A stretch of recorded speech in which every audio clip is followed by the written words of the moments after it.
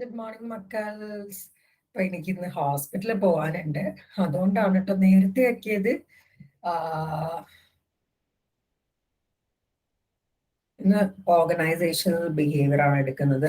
വളരെ ഡിഫറെന്റ് ആയിട്ടുള്ള ഒരു സബ്ജക്റ്റ് ആണ്. അതാണ് ഞാൻ ലൈവ് എല്ലാവരോടും കയറണം എന്ന് പറയാൻ വിചാരിച്ചിട്ടുണ്ടായിരുന്നു. ലൈവ് ആകുമ്പോൾ കുറച്ചുകൂടെ നന്നായിരുന്നു. സോറി സോറി സോറി, ഞാൻ ഓപ്പൺ ചെയ്യട്ടെ.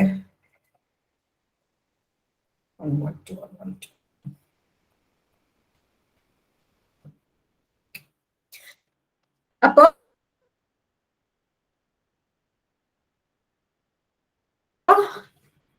നമ്മൾ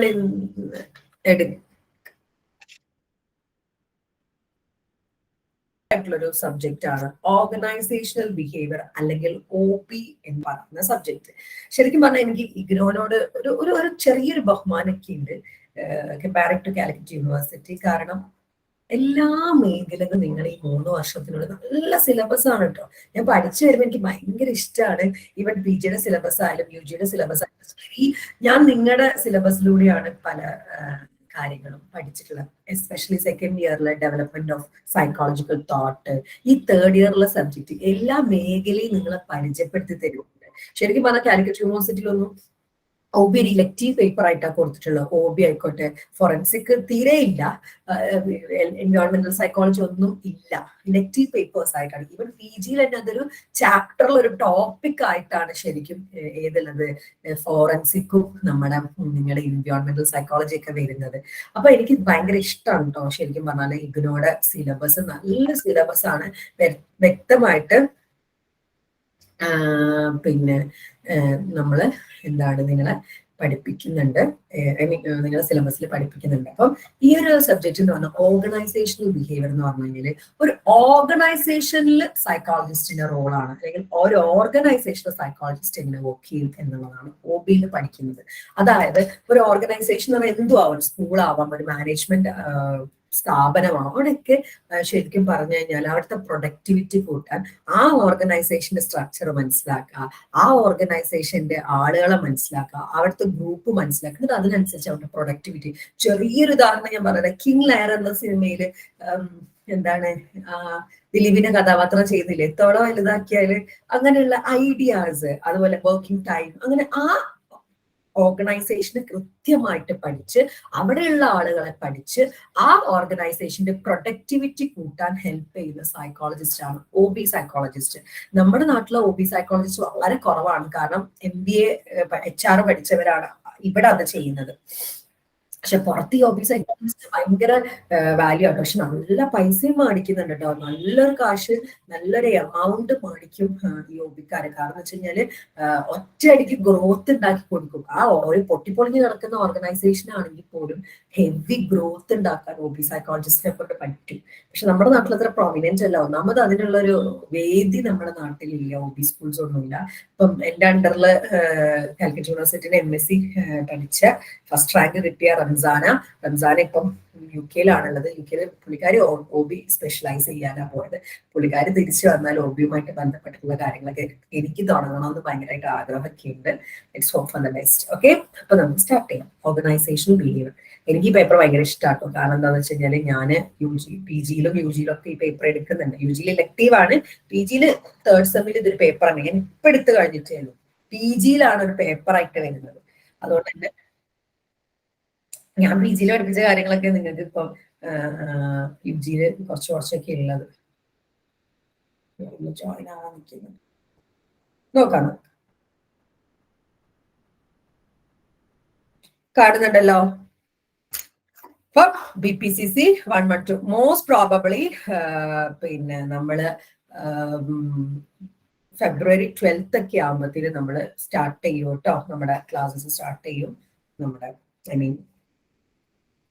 എന്താ പറയാ, റെഗുലർ ക്ലാസ്. അപ്പൊ BPCC 112 organisational behaviour. First unit എന്ന് പറയുന്നത് ഇൻട്രഡക്ഷൻ ടു ഓർഗനൈസേഷണൽ ബിഹേവിയർ ആണ്. എന്താണ് ഓർഗനൈസേഷണൽ ബിഹേവിയർ എന്നുള്ളതാണ് പറയുന്നത്. The field of organisational behaviour. The field of OB, organisation behaviour ചുരുക്കി OB എന്നാട്ടോ പറയാറുള്ളത്. OB തന്നെ ഉപയോഗിക്കാറ്, ഓർഗനൈസേഷണൽ ബിഹേവിയർ ഒന്നും ഉപയോഗിക്കില്ല, OB എന്നാണ് നമ്മൾ പറയാറുള്ളത്. The field of OB concerns itself with the study of the behavior of individual and group in the context of organization. കേട്ടോ, ഒരു ഓർഗനൈസേഷന്റെ കോണ്ടെക്സ്റ്റില്, ഒരു ഓർഗനൈസേഷനെ വെച്ചിട്ട് ഒരു ഇൻഡിവിജ്വലിന്റെയോ ഗ്രൂപ്പിന്റെയോ ബിഹേവിയർ പഠിക്കുന്ന കൺസേൺ ആയിട്ടുള്ള വിഭാഗമാണ്, സൈക്കോളജിയുടെ വിഭാഗമാണ് OB എന്ന് പറയുന്നത്. OBയുടെ സബ് ഫീൽഡ് ആട്ടോ നമ്മുടെ എന്താ പറയാ, OBയുടെ സബ് ഫീൽഡ് കൺസ്യൂമർ സൈക്കോളജി ഒക്കെ കേട്ടോ. കൺസ്യൂമർ സൈക്കോളജി, എങ്ങനെ മനുഷ്യന്മാരെ കൊണ്ട് കൂടുതൽ സാധനം വാങ്ങിപ്പിക്കാം, ഇതൊക്കെയാണ് കൺസ്യൂമറിലുള്ളത്. അപ്പം OB എന്ന് പറഞ്ഞു കഴിഞ്ഞാൽ എന്താണ്, ഒരു ഓർഗനൈസേഷൻ കോണ്ടെക്സ്റ്റിൽ വെച്ചിട്ട് ഇൻഡിവിജ്വൽസിന്റെ ബിഹേവിയറും അതുപോലെ തന്നെ ഗ്രൂപ്പിന്റെ ബിഹേവിയറും പഠിക്കാൻ കൺസേൺ ആയിട്ടുള്ള വിഭാഗമാണ്. ഒരു ഇക്വേഷൻ ഉണ്ട് ശരിക്കും പറഞ്ഞു OB മനസ്സിലാവാൻ. F=P × E. P × E. ഈ F എന്ന് പറയുന്നത് നമ്മുടെ എന്താണ്, ബിഹേവിയർ ആണ്. ഓക്കെ, P എന്ന് പറയുന്നത് പേഴ്സണൽ ക്യാരക്ടറിസ്റ്റിക്സും ഈ എൻവയോൺമെന്റ് ഓഫ് ദി ഓർഗനൈസേഷൻ ആണ്. നോക്കിക്കേ, F എന്ന് പറയുന്നത് ബിഹേവിയർ ആണ്, P എന്താണ്, നമ്മുടെ പേഴ്സണൽ ക്യാരക്ടറിസ്റ്റിക്സും അതുപോലെ E എന്ന് പറയുന്നത് എൻവയോൺമെന്റ്. അതായത് ഒരു ഓർഗനൈസേഷനിൽ ആ ഓർഗനൈസേഷന്റെ അയാളുടെ പേഴ്സണൽ ക്യാരക്ടറിസ്റ്റിക്സും അയാളുടെ ബിഹേവിയറും എൻവയോൺമെന്റും കണക്റ്റഡ് ആണെന്നാണ് ഈ ഒരു ഇക്വേഷൻ കൊണ്ട്. നോക്കിക്കേ, ഒരു ഓർഗനൈസേഷൻ എൻവയോൺമെന്റ്, ഇതൊരു ഓർഗനൈസേഷൻ ആണ്. എന്റെ പിന്നെ അഫാസ് വെൽനെസ് ഒരു ഓർഗനൈസേഷൻ ആണ്. ഈ ഓർഗനൈസേഷൻ ഒരു എൻവയോൺമെന്റ് ഉണ്ട്. ഇവിടെ വർക്ക് ചെയ്യുന്നവരുടെ പേഴ്സണൽ ക്യാരക്ടറിസ്റ്റിക്സും ബിഹേവിയറും മൂന്നും തമ്മിൽ കണക്ഷൻ ഉണ്ട് എന്നാണ് OB പറയുന്നത്. The following equation provides a fundamental basis of understanding OB. ഫ്രെഞ്ചും കാസ്റ്റും റോസൻബിഗും ആണ് ഇത് പ്രപ്പോസ് ചെയ്തിരിക്കുന്നത്. Behavior is equal to FPE, where P refers to personal characteristics and E represent the environment. അവിടെ ഒരു എൻവയോൺമെന്റ് ഒരു ഓർഗനൈസേഷനിലുള്ള ഒരാളുടെ ബിഹേവിയർ അയാളുടെ പേഴ്സണൽ ക്യാരക്ടറിസ്റ്റിക്സും ആ എൻവയോൺമെന്റിന്റെ ആ ഓർഗനൈസേഷന്റെ എൻവയോൺമെന്റും അനുസരിച്ചിരിക്കും എന്നാണ് ഈ ഇക്വേഷൻ കൊണ്ട് പറയുന്നത്.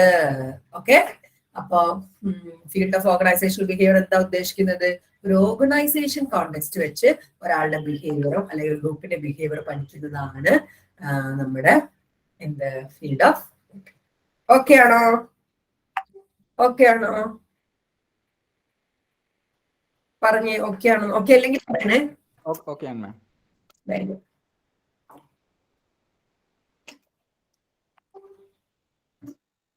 ഇനി OBയുടെ ഡെഫിനിഷൻ ആണ് പറയുന്നത്. 2 ഡെഫിനിഷൻ ആണ് ഉള്ളത് മെയിൻ ആയിട്ടും. The field that seek knowledge of behavior in organizational setting by systematically studying individual, group and organizational process. കണ്ടോ, നമ്മുടെ OB എന്ന field knowledge of behaviour organisation സെറ്റിംഗ്സിൽ, ഒരു ഓർഗനൈസേഷൻ സെറ്റിംഗ്സിലുള്ള ബിഹേവിയറിന്റെ നോളജ് ആണ് പഠിക്കുന്നത്. എങ്ങനെ, സിസ്റ്റമാറ്റിക്കലി അവിടെയുള്ള ഇൻഡിവിജ്വലിനെയും ഗ്രൂപ്പിനെയും ഓർഗനൈസേഷന്റെ പ്രോസസ്സും പഠിച്ച് അതുവഴി ഓർഗനൈസേഷണൽ സെറ്റിംഗ്സിലുള്ള ബിഹേവിയറിന്റെ നോളജ് പഠിക്കുന്ന, അല്ലെങ്കിൽ ബിഹേവിയർ ഓർഗനൈസേഷനിലുള്ള ബിഹേവിയറിന്റെ നോളജ് എടുക്കുന്ന ഫീൽഡാണ്. എങ്ങനെയാണ്, ഇതിപ്പോ ഒരു ഓർഗനൈസേഷൻ ആണ്, ഇവിടുത്തെ നോളജ് ബിഹേവിയറിന്റെ നോളജ് പഠിക്കാൻ എങ്ങനെ, ഇവിടുത്തെ ഓരോ ഇൻഡിവിജ്വലിനെയും ഇവിടുത്തെ ഓരോ ഗ്രൂപ്പിനെയും ഈ ഓർഗനൈസേഷന്റെ പ്രോസസ്സും പഠിക്കുന്നത് വഴി ഈ ഓർഗനൈസേഷണൽ സെറ്റിംഗ്സിനുള്ള ബിഹേവിയറിന്റെ നോളജ് പഠിക്കുന്ന ഒരു ഫീൽഡ് ഓഫ് സ്റ്റഡിയാണ് ഓർഗനൈസേഷണൽ ബിഹേവിയർ എന്നാണ് ഗ്രീൻബർഗും ബാരനും പറഞ്ഞിരിക്കുന്നത്. നിങ്ങളുടെ പേജ് നമ്പർ 6 ഈ ഒരു, നിങ്ങളുടെ ടെക്സ്റ്റ് ബുക്കിലെ പേജ് നമ്പർ 6 ഈ ഒരു ഡെഫിനിഷൻ ആണ് കൊടുത്തിരിക്കുന്നത്. എന്താണ്, the field that seek knowledge of behaviour in organisational settings. കണ്ടോ, ഓർഗനൈസേഷണൽ സെറ്റിംഗ്സിലുള്ള ബിഹേവിയറിനെ പറ്റിയാണ് പഠിക്കുന്നത്. എങ്ങനെ, ബൈ സിസ്റ്റമാറ്റിക്കലി സ്റ്റഡി ചെയ്യുന്നുണ്ട് അവിടെയുള്ള ഇൻഡിവിജ്വലിനെയും ഗ്രൂപ്പിനെയും അവിടുത്തെ ഓർഗനൈസേഷൻ പ്രോസസ്സിനെയും. ഇതാണ് ഗ്രീൻബർഗും ബാരനും കൊടുത്തിരിക്കുന്ന ഡെഫിനിഷൻ. ഇനി എന്താണ് റോബിൻസും ജഡ്ജും സാങ്കിയും കൊടുത്തിരിക്കുന്ന ഡെഫിനിഷൻ എന്താണെന്ന് വെച്ച് കഴിഞ്ഞാൽ, 1 സെക്കൻഡ്. ഹലോ, ആരായിരുന്നു? അതെ, ഡൗൺലോഡ് ചെയ്യാൻ കഴിയില്ല. ആരായിരുന്നു? ഇഗ്നോ സ്റ്റുഡന്റ് ആണോ? നമ്മൾ എന്നെ നോട്ട് അയക്കുകയാണ്, ഡൗൺലോഡ് ചെയ്യാൻ പറ്റില്ല. ഞാൻ മതിയോ, ഞാൻ ക്ലാസ്സിലാണ്, ഞാൻ വിളിക്കാം, ഇത് കഴിഞ്ഞ് വിളിക്കാം. ഓക്കെ, അടുത്തതാണ് Systematic field of study that investigate the impact of individual, group, and structure have on the behavior with the organization for the purpose of applying such knowledge towards improving an organization effectiveness. ശരിക്കും പറഞ്ഞാൽ ഇതാണ് ഒരു നല്ല അല്ലെങ്കിൽ വളരെ apt ആയിട്ടുള്ള ഒരു definition. നോക്കിക്കേ, OB എന്നതൊരു ഫീൽഡ് ഓഫ് സ്റ്റഡി ആണ്. ഇൻവെസ്റ്റിഗേറ്റ് ചെയ്യുന്നുണ്ട് ഇൻഡിവിജ്വലിന്റെയും ഗ്രൂപ്പിന്റെയും സ്ട്രക്ചറിന്റെയും ഇമ്പാക്ട്. ഇൻഡിവിജ്വലും ഗ്രൂപ്പും സ്ട്രക്ചറും എങ്ങനെ ഓർഗനൈസേഷന് ഇമ്പാക്ട് ചെയ്യുന്നുണ്ട്, അവിടുത്തെ ബിഹേവിയറിന് ഇമ്പാക്ട് ചെയ്യുന്നുണ്ട്. എന്തിനാണ് ഇത് പഠിക്കുന്നത്? എന്നിട്ട് ഈ നോളജ് അപ്ലൈ ചെയ്തിട്ട് ആ ഓർഗനൈസേഷന്റെ എഫക്റ്റീവ്നെസ് ഇംപ്രൂവ് ചെയ്യാൻ. അതായത് ആ ഓർഗനൈസേഷനെ പഠിക്കുകയാണ്, ആ ഓർഗനൈസേഷന്റെ ബിഹേവിയറെ പഠിക്കുകയാണ്. എങ്ങനെ? അവിടുത്തെ ഇൻഡിവിജ്വലിനും ഗ്രൂപ്പിനും ആ ഓർഗനൈസേഷന്റെ സ്ട്രക്ചർ അല്ലെങ്കിൽ പ്രോസസ്സ് പഠിച്ചിട്ട്. എന്തിനു വേണ്ടിയിട്ട് അത് പഠിക്കുന്നതെന്ന് ഗ്രീൻബർഗും ബാരനും പറഞ്ഞിട്ടില്ല. എന്തിനാണ്? എന്നിട്ട് ആ നോളജ് അപ്ലൈ ചെയ്യാൻ ഓർഗനൈസേഷന്റെ എഫക്റ്റീവ്നെസ് ഇംപ്രൂവ് ചെയ്യാൻ വേണ്ടിയിട്ട് ആ ഓർഗനൈസേഷന്റെ ബിഹേവിയർ പഠിക്കുകയാണ്. ഏത് വഴി? അവിടുത്തെ ഇൻഡിവിജ്വലിനെയും അവിടുത്തെ ഗ്രൂപ്പിനെയും അവിടുത്തെ സ്ട്രക്ചറിനെയും പഠിച്ചത് വഴി ആ ഓർഗനൈസേഷന്റെ ബിഹേവിയർ പഠിക്കുകയും ആ ബിഹേവിയർ നോളജ് ഉപയോഗിച്ചിട്ട് എന്താക്കാണ് ഓർഗനൈസേഷൻ എഫക്റ്റ് ഇംപ്രൂവ് ചെയ്യാൻ ശ്രമിക്കുന്ന വളരെ ഒരു എഫക്റ്റീവ് ആയിട്ടുള്ള ഫീൽഡാണ് ഓർഗനൈസേഷൻ ബിഹേവിയർ. റോബിൻസും ജഡ്ജും സാഹിയും 2009 പ്രപ്പോസ് ചെയ്തിരിക്കുന്ന ഡെഫിനിഷനാണ്. ഓക്കെ ആണോ? ഈ ഡെഫിനിഷൻ ആയിട്ടോ കുറച്ചുകൂടെ നന്നാവാ. ഓക്കെ ആണോ? എല്ലാരും ഒന്ന് പറഞ്ഞേ, OB എന്താന്ന് മനസ്സിലായോ? OB എന്താന്ന് മനസ്സിലായോ? നൂറ നംഷിയാണോ ഈ നംഷിൽ എന്ന് പറഞ്ഞുള്ള? നൂറ, ഞാൻ നിന്നെ ഉറക്കത്ത് കണ്ടു. ഞാൻ നിന്നെ കണ്ടത് എനിക്ക് ഭയങ്കര സന്തോഷം. കുറെ നേരം നിന്റെ ഫേസ് ഒന്നുമില്ല. നൂറ എന്നെ എന്തോ ഹെൽപ്പ് ചെയ്തു ഇഗ്നോർ എന്തോ കാര്യത്തിൽ. എന്നിട്ട് നൂറ നംഷി കുറെ വട്ടം പുലർച്ചെ നിങ്ങളൊക്കെ എന്റെ ഒരു ജീവിതത്തിന്റെ ഭാഗമായിട്ടുണ്ടെന്ന് മനസ്സിലായത് നോക്കിയത്. സന്തോഷം കേട്ടോ. ഞാൻ ഇതുവരെ കാണാത്തൊരു ഫേസ് ഒക്കെ ആണെങ്കിൽ പോലും എനിക്ക് ഇങ്ങനെ എന്തോ ഒരു ഇഗ്നോവുമായിട്ട് ബന്ധപ്പെട്ടൊരു ഹെൽപ്പ്.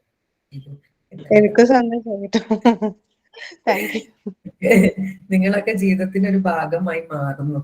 സത്യം പറഞ്ഞ സന്തോഷമുണ്ട് കേട്ടോ. അപ്പം ഇനി പറയാൻ പോകുന്നത് systematic study OB seeks to develop a base knowledge using a systematic, empirical and research oriented approach. അതായത് സിസ്റ്റമാറ്റിക് സ്റ്റഡി ആയിട്ടുള്ള OB എങ്ങനെയാണ് അതിന്റെ ബേസ് നോളജ് ഉണ്ടാക്കുന്നത്? വെറുതെ അല്ല, സിസ്റ്റമാറ്റിക് ആയിട്ടുള്ള എംപരിക്കൽ ആയിട്ടുള്ള റിസർച്ച് ഓറിയന്റഡ് അപ്രോച്ച് വഴിയാണ്. വെറുതെ ഓർഗനൈസേഷന്റെ ബിഹേവിയർ കൂട്ടാതെ നടക്കാൻ പറ്റില്ല കേട്ടോ. അപ്പോൾ സിസ്റ്റമാറ്റിക് ആയിട്ട് എംപരിക്കൽ ആയിട്ട് റിസർച്ച് ഓറിയന്റഡ് ആയിട്ടാണ് നോളജ് ഉണ്ടാക്കുന്നത്. OB പറ്റിയുള്ള കാര്യങ്ങളാണ് പറയുന്നത്.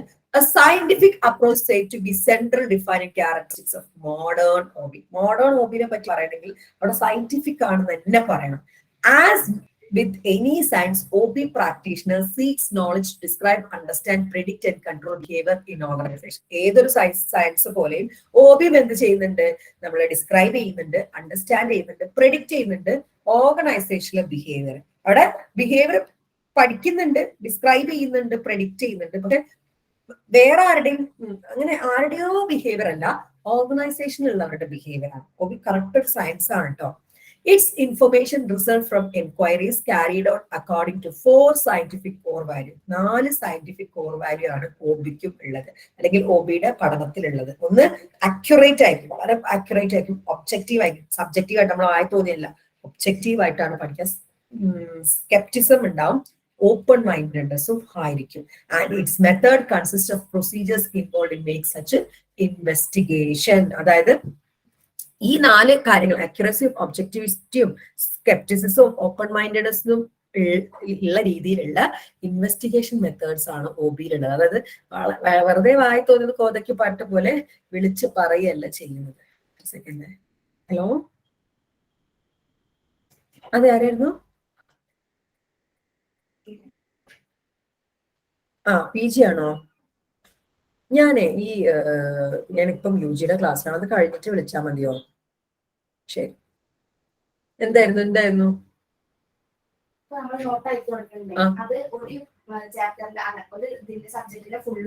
ഫുൾ ഉണ്ട്. അതൊന്നും ഗ്രൂപ്പിൽ പറഞ്ഞ മോളെ, ഇന്ന് ക്ലോസ് ചെയ്യും. ആശുള്ള തന്നെ ചെയ്യാൻ പറഞ്ഞു.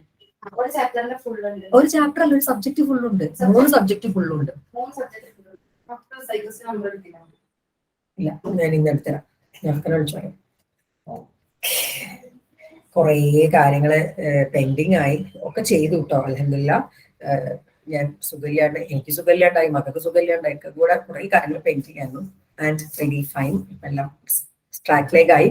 അപ്പോൾ നിങ്ങളോട് പറയാനുണ്ട്, നമ്മൾ ഈ പ്രാവശ്യം മുതൽ PDF തരൂല കേട്ടോ. നിങ്ങൾക്ക് നോട്ട് വേണമെങ്കിൽ ഞങ്ങൾ പ്രിന്റ് എടുത്ത് അയച്ചു തരും. ഈ നോട്ട് സ്പ്രെഡ് ആവുന്നതിൽ എനിക്ക് യാതൊരു താല്പര്യമില്ല. നിങ്ങളുടെ നോട്ട് സെറ്റ് ആണ്. ഇപ്പൊ 3 സബ്ജക്റ്റ് ആണ് നമ്മൾ എടുക്കാൻ വിചാരിച്ചിട്ടുള്ളത്.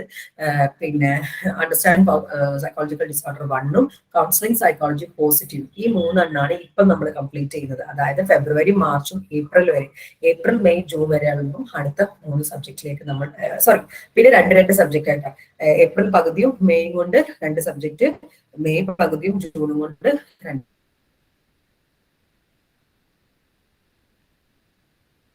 Subject.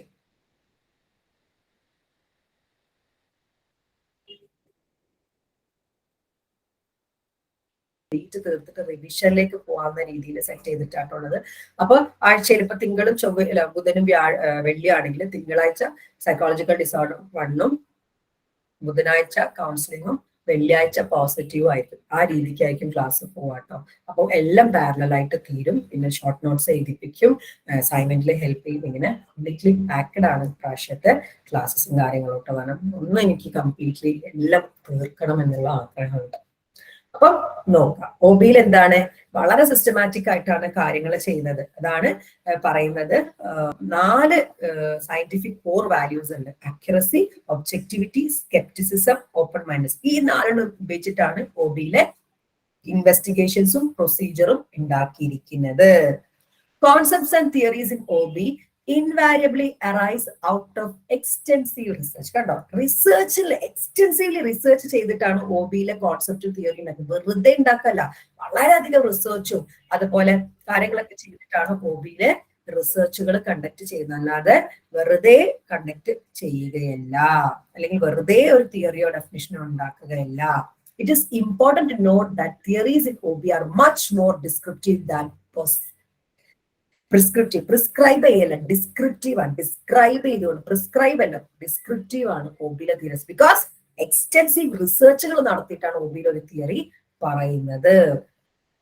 This means that although the participant provide information that gives us better understanding of human behavior in organization, no attempt is made to say what the behavior should be. കണ്ടോ, should be അല്ല, എങ്ങനെ ആയിരിക്കണം എന്നല്ല, എങ്ങനെയാണ് എന്നാണ്. അതാണ് descriptive കൊണ്ട് ഉദ്ദേശിക്കുന്നത്. അതായത് although the participant provide information that gives us better understanding of human behavior in organization. ആ ഓർഗനൈസേഷനെ പറ്റി പഠിക്കണേ, അവിടെ എന്താണ് ബെറ്റർ എന്നാണ് നമുക്ക് പറഞ്ഞത്. അവിടെ പ്രെഡിക്റ്റ് ചെയ്യല്ല, ഷുഡ് ബി അല്ല പറയുന്നത്, എന്താണ് എന്നാണ് കറക്റ്റ് പറയുന്നത്.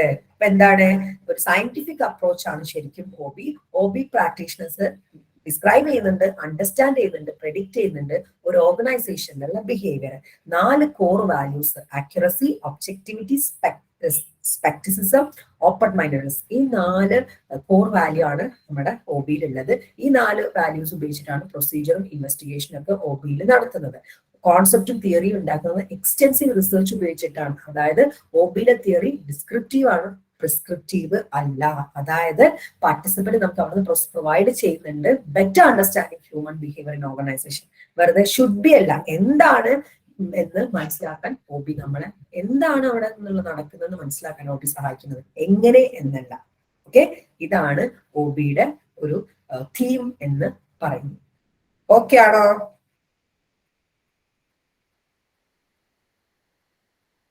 ഓക്കെ ആണോ?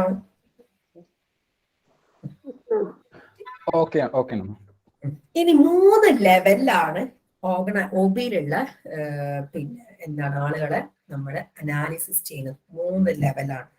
Okay, all the definition of OB depict that the field focus on behavior at 3 distinct level of analysis. ഒരു ഓർഗനൈസേഷനിലുള്ള ഇൻഡിവിജ്വലിന്റെ 3 ലെവലായിട്ടാണ്, അല്ലെങ്കിൽ ഓർഗനൈസേഷനിലുള്ള ആൾക്കാരെ 3 ലെവൽ അനാലിസിസ് ചെയ്യുന്നത്. ലെവൽ 1 ഇൻഡിവിജ്വലിനെയാണ്. അവിടെ ഇപ്പം ഇവിടെ വർക്ക് ചെയ്യുന്ന, ഇപ്പൊ ഇവിടെ ഇപ്പൊ ഞാനുണ്ട്, അത് കൂടാതെ 3 സ്റ്റാഫാണുള്ളത്. ഇപ്പൊ ഇതൊരു ഓർഗനൈസേഷൻ ആണ് കേട്ടോ. അപ്പം 2 പേര് ഇന്റേൺഷിപ്പ് ട്രെയിനീസും ഒരാള് ക്ലിനിക് ഇൻചാർജ് ആണ്. അവിടെ ഈ ഇൻഡിവിജ്വൽ 3 പേരെയും പഠിക്കുന്നതാണ് level 1, where the focus is on process phenomena such as values, attitudes, beliefs, intelligence, motivation, etc. Okay, ഈ 3 പേര് സ്ഥിരം ആൾക്കാരാണ്. അതുകൂടാതെ 2 പാർട്ട് ടൈം സൈക്കോളജിസ്റ്റുകളും ഉണ്ട് കേട്ടോ. അപ്പൊ ഇവരൊരു ടീമും ഇവരൊരു ടീമുമാണ് കേട്ടോ. പറഞ്ഞുതരാം. ഇവിടെ ഫസ്റ്റ് ലെവലിൽ ഇൻഡിവിജ്വലിനെയാണ് നോക്കുന്നത്. അവിടെ ഇൻഡിവിജ്വലിന്റെ attitude, belief, intelligence, motivation, values ഒക്കെയാണ്. അതെങ്ങനെ that influence how people behave as individual. Individual ആയിട്ട് അവരെ ബിഹേവ് ചെയ്യുന്നത് എങ്ങനെയാ നോക്കുന്നതാണ് ഈ ലെവൽ 1. അവരുടെ ആറ്റിറ്റ്യൂഡും ബിലീഫും ഇന്റലിജൻസും ഒരു ഇൻഡിവിജ്വലിനെ എടുത്തിട്ടാണ്. ഇനി ലെവൽ 2 ഗ്രൂപ്പ് ഞാൻ പറഞ്ഞല്ലോ, ഇവിടെ ഇന്റേൺഷിപ്പ് ട്രെയിനിങ് ക്ലിനിക്കും ചാർജും ഒരു ഗ്രൂപ്പാണ്. അതുപോലെ ഞാനടക്കം 2 പാർട്ട് ടൈം സൈക്കോളജിസ്റ്റുകളുണ്ട്, അവർ വേറെ ഗ്രൂപ്പാണ്. Group level this is more concern with social and interpersonal aspect. അവർ ആ ഗ്രൂപ്പുകൾ തമ്മിലുള്ള ഭയങ്കര ഇന്ററാക്ഷൻ ഒക്കെ ഉണ്ട്. ഈ 3 പേര്, പിന്നെ മറ്റ് 2 പേരെന്ന് വെച്ചാൽ പാർട്ട് ടൈം ആണല്ലോ. ഇവർ 3 പേരൊരു ഗ്രൂപ്പാണ്. ആ ഇന്ററാക്ഷന്, അവരുടെ ലീഡർഷിപ്പ്, അവർക്ക് തന്നെ ഒരു ലീഡർഷിപ്പ്, 3 പേരും 3 കാര്യത്തിൽ ലീഡേഴ്സ് ആണ്. ഇപ്പം 2 പേര് നിങ്ങളുടെ ഇഗ്നോയുടെ മെന്റേഴ്സും കൂടിയാണ്. ഒരാൾ 3rd ഇയറിന്റെ മെന്ററും ഒരാൾ 2nd ഇയറിന്റെ മെന്ററാണ്. ഒരാൾ സൈക്കോളജിയുടെ ബാക്കി മെന്ററൊക്കെയാണ്. അപ്പൊ അവര് തമ്മിലൊരു മൊത്തത്തിലൊരു ലീഡർഷിപ്പും കാര്യങ്ങളൊക്കെയാണ്. അപ്പൊ അവർ തമ്മിൽ നല്ലോണം വർക്ക് ചെയ്യണം, എന്നാലേ എന്റെ ഓർഗനൈസേഷൻ ഓടുള്ളൂ. അവർ തമ്മിൽ കുശുമ്പും കൂട്ടായ്മയൊക്കെ ആണെങ്കിലും ബുദ്ധിമുട്ടാണ്. രണ്ടാമത്തെ ലെവലിൽ നിന്ന് ഈ ഗ്രൂപ്പിനെ മനസ്സിലാക്കുക, ഗ്രൂപ്പിന്റെ ഡൈനാമിക്സ്, ലീഡർഷിപ്പ് ഒക്കെ പഠിക്കുക. അതാണ് 2nd ലെവൽ എന്ന് പറയുന്നത്. 3rd ലെവൽ ഓർഗനൈസേഷനെയും പഠിക്കണം. ഈ ഓർഗനൈസേഷൻ എന്താണ്, ഇതിന്റെ ഒബ്ജക്റ്റീവ് എന്താണ്, ഇവിടുത്തെ ഒരു കൾച്ചർ എന്താണ്, ഇതൊക്കെയും പഠിക്കണം. ഈ 3 ലെവലിലാണ് OB പഠിക്കുന്നത്, ഐ മീൻ അനാലിസിസ് ചെയ്യുന്നത്. The main concern here is that behavior of an organization. ഈ ഓർഗനൈസേഷന്റെ ബിഹേവിയർ എന്താണ്, ഇവിടെ എന്താണ് LD ക്ലിനിക് ആണ്, സൈക്കോളജി കേസസ് എടുക്കുന്നുണ്ട്, കൂടാതെ സൈക്കോളജി കുട്ടികളുടെ ട്രെയിനിങ് നടക്കുന്നുണ്ട്, ഇന്റേൺഷിപ്പ്. അവർ ഇവിടുത്തെ ബിഹേവിയർ എന്താണ് as a whole. For example ഇതിന്റെ കൾച്ചർ, സ്ട്രക്ചർ, പ്രോസസ് ഒക്കെ. അങ്ങനെ ഓർഗനൈസേഷൻ അനാലിസിസ് നോക്കിയാൽ ലെവൽ 1 അവിടുത്തെ ഇൻഡിവിജ്വൽസിനെയാണ് അനലൈസ് ചെയ്യുന്നത്, അവരുടെ ബിലീഫ്, ആറ്റിറ്റ്യൂഡ്, ഗ്രൂപ്പും കാര്യങ്ങളും. പിന്നെ ഗ്രൂപ്പ് ലെവൽ അനാലിസിസ് നടക്കുന്നുണ്ട്, ഇന്റർപേഴ്സണൽ ആസ്പെക്ട്, അതായത് ഗ്രൂപ്പ് ഡൈനാമിക്സ്, ലീഡർഷിപ്പ്. 3rd ഓർഗനൈസേഷന് മൊത്തം behaviour of organisation as whole, അതായത് ഓർഗനൈസേഷന്റെ കൾച്ചർ, സ്ട്രക്ചറും പ്രോസസ്സും മനസ്സിലാക്കി. ഈ 3 മനസ്സിലാക്കിയിട്ട് അതിനനുസരിച്ചിട്ട് ഒരു ഓർഗനൈസേഷന്റെ പ്രൊഡക്ടിവിറ്റി കൂട്ടാൻ സഹായിക്കുന്ന ഒരു ഫീൽഡാണ് OB. ഓക്കെ ആണോ? ഓക്കെ ആണോ? Very good. OB ആദ്യമൊക്കെ എനിക്ക് ഭയങ്കര ഒരുമാതിരി സബ്ജക്റ്റ് ആയി തോന്നി. ഇപ്പൊ എനിക്ക് ഇൻട്രസ്റ്റ് പഠിപ്പിച്ച് ഞാൻ പഠിക്കുന്ന കാലത്ത് ഞാൻ OB പഠിച്ചിട്ടില്ല കേട്ടോ. ഞാൻ ഇലക്റ്റീവ് പോസിറ്റീവ് ആണ് എടുത്തിട്ടുള്ളത്. ഞങ്ങൾക്ക് പോസിറ്റീവ്, OB, കൊഗ്നിറ്റീവ്, പിന്നെ ഏതൊരെണ്ണം കൂടി എഡ്യൂക്കേഷണൽ, ഇങ്ങനെ 4 സബ്ജക്ട് ഇലക്റ്റീവ്. ഇതിൽ ഏതെങ്കിലും ഒരെണ്ണം ചൂസ് ചെയ്താൽ മതി 6th സെമ്മിൽ. ഞാനന്ന് പഠിച്ച പോസിറ്റീവ് ആയിരുന്നു, പക്ഷെ ഇപ്പൊ OB എടുത്തെടുത്തൊരു തയക്കം വന്നു. ഇനി ബേസിക് ആൻഡ് ആപ്ലിക്കേഷൻ ഓറിയന്റഡ് ആണ്. OB ബേസിക്കും ആണ്, ആപ്ലിക്കേഷൻ ഓറിയന്റഡ്. എപ്പോഴും സൈക്കോളജിയിലെ 2 രീതിയിലാണ്. ഒന്ന് ബേസിക് എന്ന് പറഞ്ഞാല് തിയറി ഉണ്ടാക്കുക, അങ്ങനത്തതാണ് ബേസിക് അപ്രോച്ച്. രണ്ടാമത് അപ്ലൈഡ് എന്ന് പറഞ്ഞാല് അപ്ലിക്കേഷൻ ലെവൽ, അതായത് എന്തെങ്കിലുമൊക്കെ ഒരു അപ്ലൈ ചെയ്യാനുള്ള. OB രണ്ടും ഉണ്ട്. തിയറി ഉണ്ടാക്കുന്നുണ്ട്, ആ തിയറി വഴി ആ ഓർഗനൈസേഷന് എഫക്ടിവിറ്റി കൂടാൻ എന്തെങ്കിലുമൊക്കെ അപ്ലിക്കേഷൻ ചെയ്യുന്നുണ്ട്. അപ്പൊ OB ബേസിക്കും ആണ്, application ഓറിയന്റഡുമാണ്. The field of OB is both basic and applied in nature. Basic is generating knowledge, അതായത് research and applied is using that knowledge practice. കണ്ടോ, ബേസിക് എന്ന് പറഞ്ഞാൽ എന്താണ്, നോളജ് ജനറേറ്റ് ചെയ്യുക, റിസർച്ച് വഴി നോളജ് ഉണ്ടാക്കുക, ആ നോളജ് അപ്ലൈ ചെയ്യുന്നതിനാണ് അപ്ലൈഡ്, പ്രാക്ടീസിൽ കൊണ്ടുവരുന്നതിനാണ് പ്രാക്ടീസ്. രണ്ടും ചെയ്യുന്ന OB. ഇപ്പൊ ഈ ഓർഗനൈസേഷനെ പറ്റി പഠിച്ചിട്ട് ഇവിടെ തിയറി സെറ്റ് ചെയ്തിട്ട് ആ തിയറി അനുസരിച്ച് ഇവിടെ പ്രവർത്തിച്ച് ഇവിടുത്തെ പ്രൊഡക്ടിവിറ്റി കൂട്ടാൻ രണ്ടും ചെയ്യുന്നുണ്ട്. The main intention of OB is for those who want to make their career in organization should better understand the complexities of human behavior. But OBയുടെ intention എന്താണ്, ആർക്കാണ് അവരുടെ കരിയർ ഓർഗനൈസേഷനിൽ നന്നാക്കണമെങ്കിൽ അവിടെ ഹ്യൂമൻ ബിഹേവിയർ. ഇപ്പം ഇവിടെയുള്ള കുട്ടികൾക്ക് അവരുടെ കരിയർ, ഒരു നല്ല സൈക്കോളജിസ്റ്റ് ആയിട്ട് കരിയർ ഉയർത്തണമെങ്കിൽ അവരുടെ ഹ്യൂമൻ ബിഹേവിയറിന്റെ കോംപ്ലക്സിറ്റി മനസ്സിലാക്കണം. OB can be very useful to practicing managers irrespective of type of organization. ഏറ്റവും OB എഫക്റ്റീവ് ആവാൻ മാനേജേഴ്സിനാണ്. കാരണം എങ്ങനെ ഗ്രൂപ്പിനെ കൊണ്ടുപോകാൻ, എങ്ങനെ ഓർഗനൈസേഷൻ കൊണ്ടുപോകാന്നുള്ളത് എന്നെ ഒരു പരിധി വരെ OB സഹായിച്ചിട്ടുണ്ട്. ആസ് ആൻ ഓൺട്രപ്രണർ, ഞാനൊരു സൈക്കോളജിസ്റ്റ് മാത്രമല്ല, എനിക്ക് 2 ഫേം ഉണ്ട്. രണ്ടും സക്സസ്ഫുള്ളി റൺ ചെയ്യാൻ എനിക്ക് OB എന്ന ഫീൽഡ് സഹായിച്ചിട്ടുണ്ട്. അത് രണ്ടും വ്യത്യസ്തമായിട്ടുള്ള ഫേമാണ്. ഒരു കുടക്കീഴിലാണെങ്കിലും സൈക്വസ്റ്റ് വേറെയാണ്, അഫാസ് വെൽനസ് വേറെയാണ്. രണ്ടിന്റെയും ഓണർ ഞാനാണ്, പിന്നെ CEO ഞാനാണ്. സോ രണ്ടും കൊണ്ടുപോവാൻ രണ്ടിലെയും എംപ്ലോയീസ്, കാരണം സൈക്കോസ്റ്റയ്ക്ക് വേറെ തന്നെ എംപ്ലോയീസ് ആണ്, അഫാസ് വെൽനസിൽ വേറെ തന്നെ എംപ്ലോയീസ് ആണ്. അപ്പൊ രണ്ട് എംപ്ലോയീസിനെയും ഒരേപോലെ കൊണ്ടുപോകാനോ ഒക്കെ ഒരു പരിധി വരെ എന്നെ OB എന്ന ഫീൽഡ് സഹായിച്ചിട്ടുണ്ട്. കൃത്യമായിട്ടും പ്രശ്നങ്ങൾ അഡ്രസ് ചെയ്യുക, കൃത്യമായിട്ടും എംപ്ലോയീസുമായിട്ടുള്ള പിന്നെ കോണ്ടാക്ട്. കാരണം ഇതില് സൈക്കോസ്റ്റയുടെ എംപ്ലോയീസ് എന്ന് പറഞ്ഞാൽ വർക്ക് ഫ്രം ഹോം ഓൺലൈനായിട്ട് ചെയ്യുന്നവരാണ്, രണ്ടുപേരും സ്റ്റുഡൻസ് ആണ്. സോ അവരെ കുറച്ചുകൂടെ ഭാരിച്ച ജോലിയാണ് ചെയ്യുന്നതെങ്കിലും ഞങ്ങൾ ഇപ്പം ഒരു ഓർഗനൈസേഷൻ ഇരിക്കുന്നത് പഞ്ചാബിലാണ്, നമ്മുടെ OBയുടെ ഓർഗനൈസർ ഇരിക്കുന്നത് പഞ്ചാബിലാണ്, സ്റ്റുഡൻസ് കോർഡിനേറ്റർ ഇരിക്കുന്നത് ബാംഗ്ലൂരിലാണ്, ഞാൻ ഇരിക്കുന്നത് കേരളത്തിലാണ്. ഞങ്ങൾ മൂന്നാളും കൂടിയാണ് സൈക്കോസ്റ്റ മാനേജ് ചെയ്യുന്നത്. അപ്പം അതിനൊക്കെ ഒരു പരിധി വരെ എന്നെ OB സഹായിച്ചിട്ടുണ്ട്. OBയിലെ കാര്യങ്ങൾ ഭയങ്കര എഫക്റ്റീവാട്ടോ. സൈക്കോളജി ഏത് സാധനം എടുത്താലും ഭയങ്കര എഫക്റ്റീവാണ്. അതാണ് OB can be very useful for practicing manager irrespective of the type of organization. ഓർഗനൈസേഷന്റെ ടൈപ്പ് അനുസരിച്ച് പ്രാക്ടീസിംഗ് മാനേജർക്ക് OB ഭയങ്കര ഹെൽപ്ഫുൾ ആവും. OB contribute toward providing present and future managers with a better understanding of the problem which are encountered by managing and working with the people. കണ്ടോ, correct. ഞാൻ തുടങ്ങുന്ന സമയത്ത് തന്നെ സൈക്കോസ്റ്റയ്ക്ക് മുന്നേ ഒരു ഓർഗനൈസേഷൻ, ഞാൻ വേറൊരു ഓർഗനൈസേഷനിൽ ഒരു പാർട്ട്ണറെ കൂടിയായിരുന്നു വർക്ക് ചെയ്തുകൊണ്ടിരുന്നത്. ചില സാങ്കേതിക കാരണങ്ങളും പേഴ്സണൽ ഇഷ്യൂസ് ഒക്കെ കാരണം എനിക്ക് ആ ഫേമിനെ ഞാൻ തന്നെ ഡെവലപ്പ് ചെയ്തുകൊണ്ടുന്ന ഒരു ഫേം ആണെങ്കിലും അയാളും കൂടി കൂടെ ഉണ്ടായിരുന്നപ്പോൾ ഞാൻ അത് ഉപേക്ഷിച്ച് പുതിയൊരു ഫേമിലേക്ക് വരുന്നതാണ്. അന്നുണ്ടായിരുന്ന ഓർഗനൈസറെ ഞാൻ ഒഴിവാക്കി പുതിയൊരു ഫേം തുടങ്ങുന്നതായിരുന്നു. ആ സമയത്ത് ഒരുപാട് പ്രതിസന്ധികൾ ഉണ്ടായിരുന്നു. കാരണം ഈ പറഞ്ഞ പോലെ തന്നെ പല കാര്യങ്ങളും പല ആളുകളെയും ഏൽപ്പിക്കുമ്പോൾ കൃത്യമായിട്ടും നമുക്ക് പല പല സ്ഥലത്ത്, കാരണം ഈ വർക്ക് ഫ്രം ഹോം എന്ന് പറയുമ്പോൾ ഒക്കെ ഉണ്ട്. അപ്പൊ എനിക്ക് ഇതിനൊക്കെ കോൺട്രിബ്യൂട്ട് ചെയ്യാൻ OB സഹായിച്ചിട്ടുണ്ട്. കൃത്യമായിട്ടും എന്തൊക്കെയാണ് പ്രശ്നങ്ങൾ, എന്തൊക്കെ ഇനി ഭാവിയിൽ വരരുത്, എന്തൊക്കെ അതിന് ചെയ്യാം, ഇതിനൊക്കെ OB സഹായിച്ചിട്ടുണ്ട്. കാരണം ഈ പീപ്പിൾ കാൺ ബിലീവ്, എനിക്കൊരു ഗൂഗിൾ ഫോം പോലും ഉണ്ടാക്കാൻ അറിയുന്നുണ്ടായിരുന്നില്ല ഒരു 2 വർഷങ്ങൾക്ക് മുന്നേ. ഞാൻ ഈ ക്ലാസ് എടുക്കുക എന്നതിലപ്പുറത്തോട്ട് ടെക്നിക്കലി ഒരു കാര്യം എനിക്ക് അറിയുന്നുണ്ടായിരുന്നില്ല, ഒരു കാര്യം. തുറന്ന് പറയട്ടെ, നമ്മുടെ ജീവിതത്തിൽ സൈക്കോളജി എത്രത്തോളം നമ്മളെ ഹെൽപ്പ് ചെയ്യുന്നുണ്ട് എന്നുള്ളതിനെ പറയാം. ഒരു കാര്യം എനിക്കറിയാം, ഞാൻ ക്ലാസ് എടുക്കും, വൃത്തിക്ക് ക്ലാസ് എടുക്കും, എന്റെ കാര്യങ്ങളൊക്കെ ക്ലാസ് എടുത്ത് തീർക്കും, അങ്ങനത്തെ കാര്യങ്ങളൊക്കെ ചെയ്യാന്നല്ലാണ്ട് എന്റെ ഓർഗനൈസേഷന്റെ ഒരു സാധനവും എനിക്ക് അറിയുന്നില്ല. അതുവഴി ഒരുപാട് പ്രശ്നങ്ങൾ ഞാൻ നേരിട്ടു. കുട്ടികളുടെ ഇടയിലെ പ്രശ്നങ്ങളായി. സൈക്കോസ്റ്റ് ആയതിനു ശേഷം കേട്ടോ, സൈക്കോസ്റ്റയുടെ മുന്നേയുള്ള ഒരു കാര്യമാണ് പറയുന്നത്.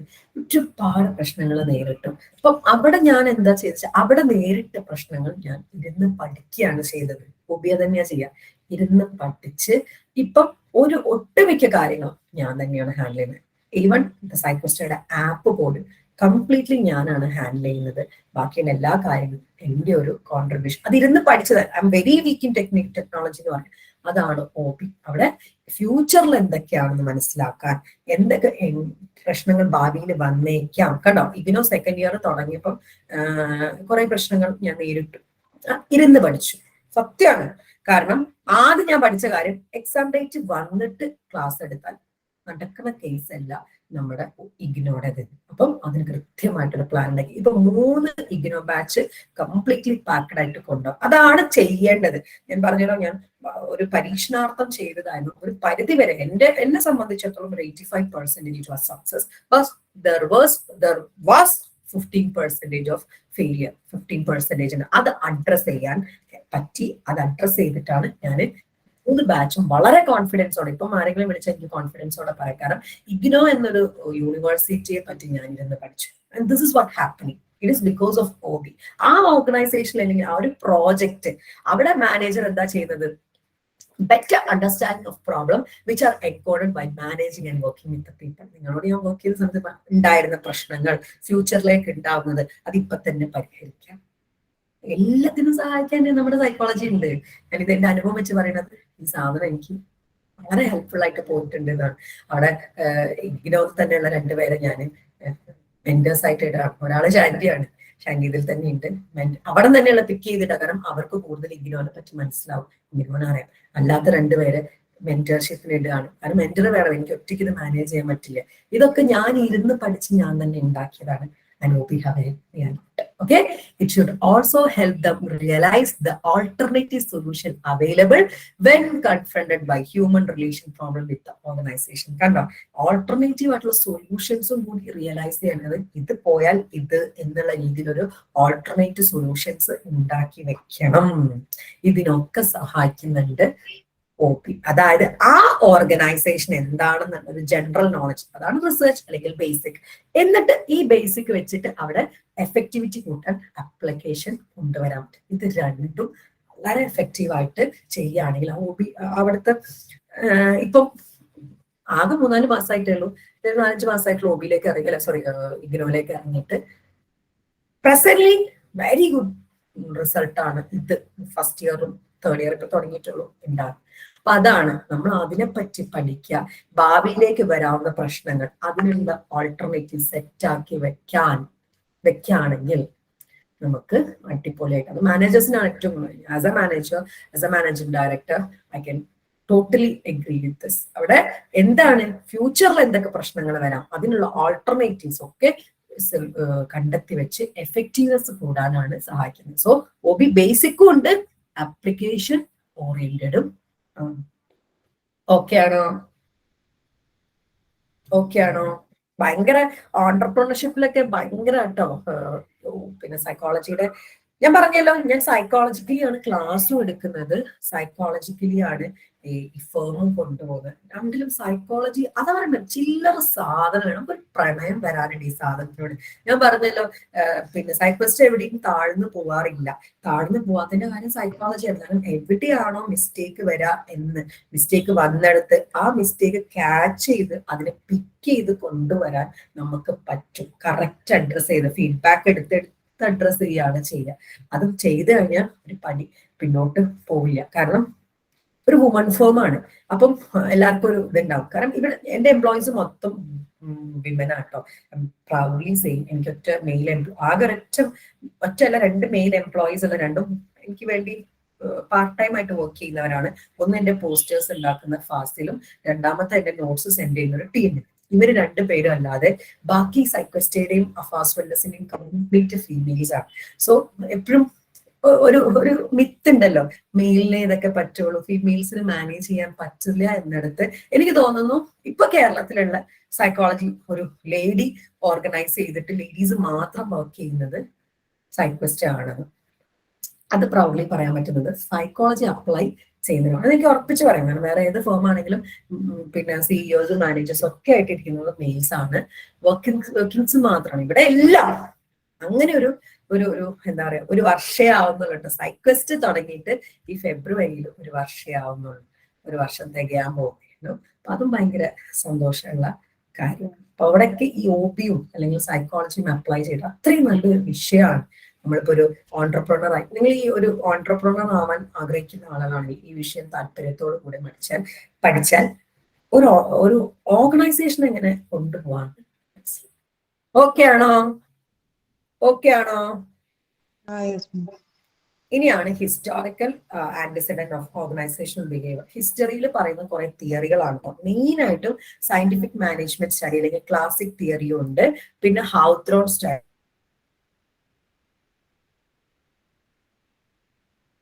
ഉണ്ട്. ഈ രണ്ടുമാണ് ഹിസ്റ്ററിയിൽ പറയുന്നത്. OB നീത്തു കുറച്ച് വെള്ളം തരോ? നീത്തു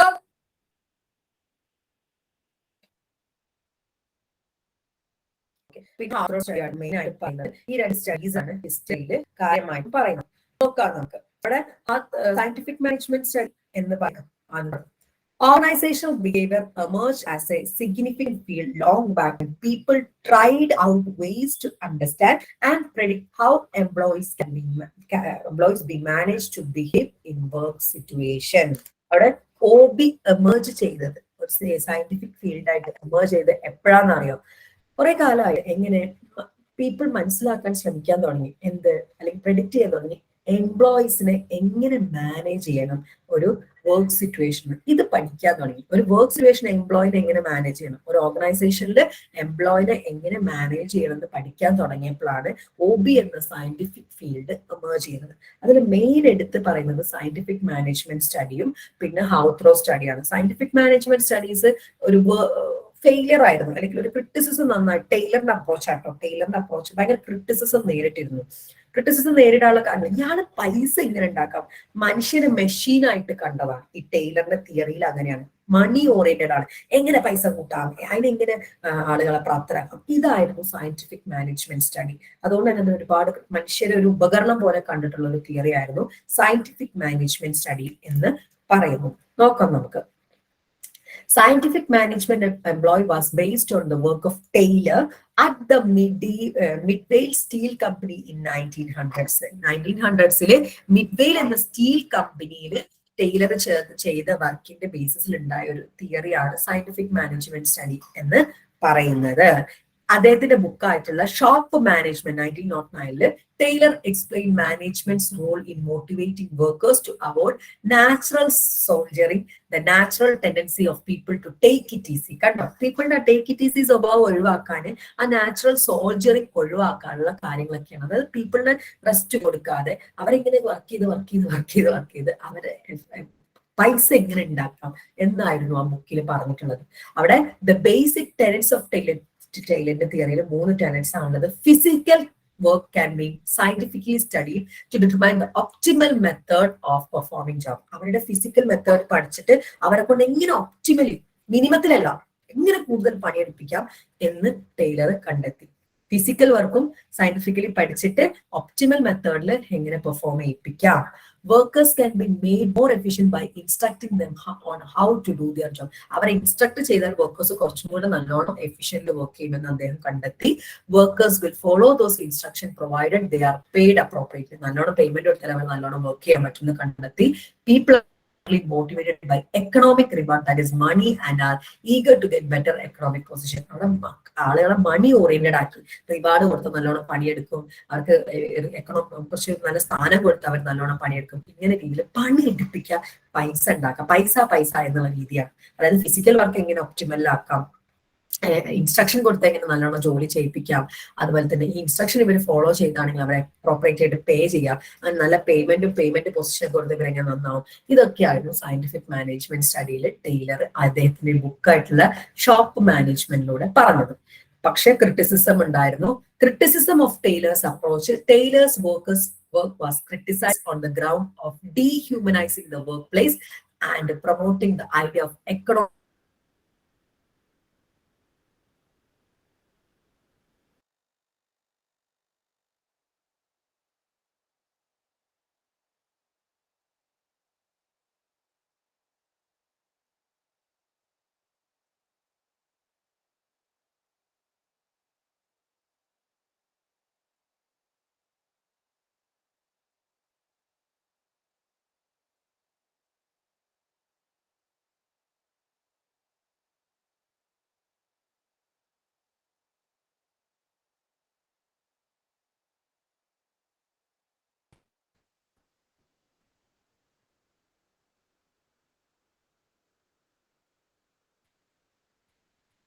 സോറി കേട്ടോ, കറണ്ട് പോയി, വൈഫൈ കണ്ടൊക്കെ കറണ്ട് വന്നു.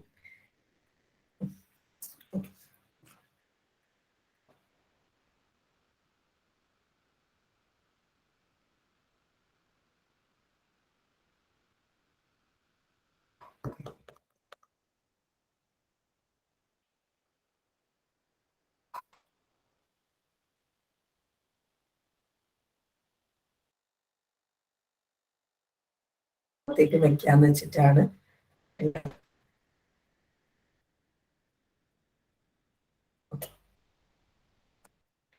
അപ്പൊ എന്തായിരുന്നു ടൈലറിന്റെ ക്രിറ്റിസിസം? Taylor's dehumanizing the workplace ഭയങ്കര ഡീഹ്യൂമനൈസ് ചെയ്തത്. വർക്കിംഗ് സിറ്റുവേഷൻ ഒന്നും നോക്കാണ്ട് അവിടെ എക്കണോമിക് മാൻ എന്ന ഐഡിയ ആണ് പ്രൊമോട്ട് ചെയ്തത്. someone who works only for money, money oriented ആയിട്ടുള്ള വർക്കിനെ പ്രൊമോട്ട് ചെയ്തതാണ്. നല്ല രീതിയിൽ ക്രിറ്റിസിസം നേരിട്ടിരുന്നു. He was opposed for inhumanly exploiting workers for higher wages. കൂട്ടിയിട്ട് ആൾക്കാരെ ഇൻഹ്യൂമൻലി കാരണങ്ങൾ കൊണ്ട് അദ്ദേഹത്തിനെ ഭയങ്കരമായിട്ടും ഒപ്പോസ് ചെയ്തിരുന്നു. He would utilise maximum effort of few workers unemployment during that time. അതായത് ഇതിന്റെ വർക്കേഴ്സിന് കുറെ പണിയെടുത്ത് കുറെ പൈസ കൊടുത്തിട്ട് ബാക്കിയുള്ളവരെ പണി ഇല്ലാണ്ടാക്കുക. സമയത്ത് ഇതുവരെ നല്ലോണം പൈസ കൊടുത്ത് പണിയെടുപ്പിക്കുക. അപ്പൊ ഒരു 10 ആൾ ചെയ്യുന്ന പണി 5 ആളൊന്ന് ചെയ്യിപ്പിക്കുക, 5 ആൾക്ക് കുറച്ച് അധികം പൈസ കൊടുക്കുക, ബാക്കി അയാൾക്ക് ജോലി ഇല്ലാണ്ടാവുകയാണ്. അതുകൊണ്ട് അത് ക്രിട്ടിസൈസ് ചെയ്യപ്പെട്ടിരുന്നു നന്നായിട്ട്. Despite the controversial nature of his work, he significantly exhibited that the workplace could be studied and developed scientifically. പക്ഷെ ഇത്രയൊക്കെ അയാൾ ചെയ്തിട്ടുണ്ടെങ്കിലും അയാളുടെ സ്റ്റഡി ഇപ്പോഴും പ്രൊമിനന്റ് ആണ്. എന്തുകൊണ്ടാണ്? വർക്ക് പ്ലേസ് സയന്റിഫിക്കലി ഡെവലപ്പ് ചെയ്യാനും പഠിക്കാൻ പറ്റുമെന്നും അദ്ദേഹം തെളിയിച്ചു. ഇതാണ് ക്ലാസിക്കൽ തിയറി എന്നാട്ടോ ഇത് അറിയപ്പെടുന്ന സയന്റിഫിക് മാനേജ്മെന്റ് സ്റ്റഡീസ്. അപ്പം സയന്റിഫിക് മാനേജ്മെന്റ് ഓഫ് എംപ്ലോയീസ് എന്ന് പറയുന്നത് നമ്മുടെ ടൈലറിന്റെ വർക്ക് ആയിരുന്നു. ടൈലർ മാഡ്വെയിൽ സ്റ്റീൽ കമ്പനിയിൽ 1900 ചെയ്ത റിസർച്ചിന്റെ ഭാഗമായിരുന്നു. എന്നിട്ട് അദ്ദേഹത്തിന്റെ ബുക്കായിട്ടുള്ള ഷോക്ക് മാനേജ്മെന്റിൽ ടൈലർ എക്സ്പ്ലെയിൻ ചെയ്തു മാനേജ്മെന്റ് റോൾ ഇൻ മോട്ടിവേറ്റിംഗ് വർക്കേഴ്സിനെ എങ്ങനെ മോട്ടിവേറ്റ് ചെയ്യാം, അവരുടെ ടേക്ക് ഇറ്റ് ഈസി എങ്ങനെ പോക്കാമെന്ന്. എന്നിട്ട് 3 ടെനറ്റ്സ് ഉണ്ടാക്കി ടൈലറിന്റെ തിയറിയിൽ.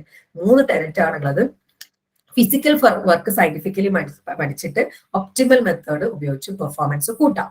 2 വർക്കേഴ്സിന് ഇൻസ്ട്രക്ഷൻ കൊടുത്ത് എഫക്റ്റീവ് ആക്കാം. 3-മത്തത് വർക്കേഴ്സ് ഈ നമ്മൾ കൊടുക്കുന്ന ഇൻസ്ട്രക്ഷൻസ് നന്നായിട്ട് പാലിക്കുന്നുണ്ടെങ്കിൽ അവർക്ക് നന്നായിട്ട് പേയ്മെന്റ് കൊടുക്കുക, പേയ്മെന്റ് പൊസിഷൻസും കൊടുക്കുക. അപ്പൊ ഈ ടൈലറിന്റെ ഈ ഒരു അപ്രോച്ച് ഭയങ്കര ക്രിറ്റിസിസം ഉണ്ടാക്കി. കാരണം വർക്ക് മണി ഓറിയന്റഡ് ആക്കി മാറ്റി. അവിടെ ഡീഹ്യൂമനൈസിങ് ആയിരുന്നു. അതായത് എക്കണോമിക് മാനാണ്, പൈസനോടുള്ള ആക്ര എന്നുള്ള ഒരു മാൻ ഉണ്ടാക്കുക, ഹയർ വേജസ് കൊടുത്തിട്ട് പൈസനോട് ഉള്ള രീതിയിലേക്ക് കണക്റ്റഡ് ആയിരുന്നു. അതായത് 10 ആൾ ചെയ്യേണ്ട ജോലി 5 ആളോട് ചെയ്യിപ്പിച്ചിട്ട് അവർക്ക് അതിനനുസരിച്ച് പൈസ കൊടുത്ത് ബാക്കി 5 ആള് അൺഎംപ്ലോയ്മെന്റ് ആക്കിയിരുന്നു ആ സമയത്ത്. പക്ഷേ ഇത്രയൊക്കെ നടന്നിട്ടുണ്ടെങ്കിലും അദ്ദേഹത്തിന്റെ തിയറി ഭയങ്കര മോശമായിരുന്നെങ്കിൽ കൂടി ഓർഗനൈസേഷനിലെ കാര്യം സയന്റിഫിക്കലി പഠിക്കാമെന്ന് ടൈലർ തെളിയിച്ചു.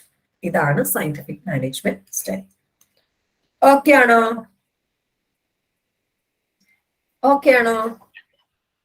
വരും. ഇത് വെച്ച് നോക്കുമ്പോൾ കുറച്ചുകൂടി നല്ല തിയറിയാണ് നമ്മുടെ ഹ്യൂമൻ റിലേഷൻ മൂവ്മെന്റ്, ഹാത്രോൺ സ്റ്റഡീസ് എന്ന് പറയും, അല്ലെങ്കിൽ നിയോ classical approach.